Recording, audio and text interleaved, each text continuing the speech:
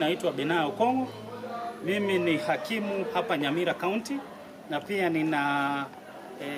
nina cheo cha Deputy Registrar mwenye kwa maneno mengine ni msaidizi wa jaji wa Nyamira County. Ningependa kuwaeleza leo kuhusu koti. Watu wengi wako Nyamira lakini hawajui koti inafanya kazi gani. Na ndio maana sisi kama koti na judiciary tumechukua jukumu hili kuhakikisha tumeleta koti nyumbani. Tunataka wananchi wenye wanaishi Nyamira wajue hii koti haswa ni nini inachokifanya. Ndiyo maana kuna kitu tumepanga inaitwa open day. Hii open day ni siku ya kufungulia koti na kuleta koti kwa wananchi.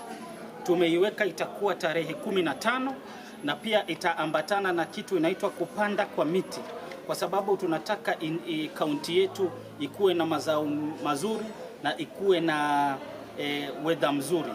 Kwa hivyo hiyo open day tutaleta koti kwa wananchi. Mutaweza kuuliza maswali, mutaweza kuuliza mambo yote ya sheria yenye mko nayo, maswali yoyote. Kama mtu amekufa, ni sheria gani itafanya wewe upate mali ya mzee wako, bwanako, babako, mamako ama mandugu zako. Pia kuna swala hili la mashamba. Tunajua kweli Nyamira shamba ni kitu moja lina mzozo mkubwa sana. Kwa hivyo hiyo siku ya tarehe 15 mwezi unaokuja huu tutaweza kueleza wananchi wa jamii eneo ya Nyamira mambo ya mashamba na vile munaweza kupata mashamba kwa njia ya kisheria.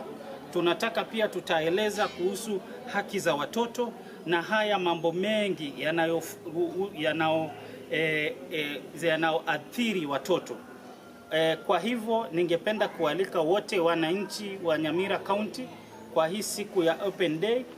Kupanda miti itakuwa sehemu inaitwa Emboga Secondary School, hiyo tarehe 15 mwezi ujao. Na pia tutakuwa na open day. Tuko kwa mazungumzo na County Commissioner na tunataka hiyo open day ikue hapo nje ya kiwanja cha County Commissioner ili tuweze kupata watu wengi wanaotosha zaidi, ili nyote mpate kuhudhuria hiyo hafla na mtaweza kuuliza maswali zote zenye mko nazo.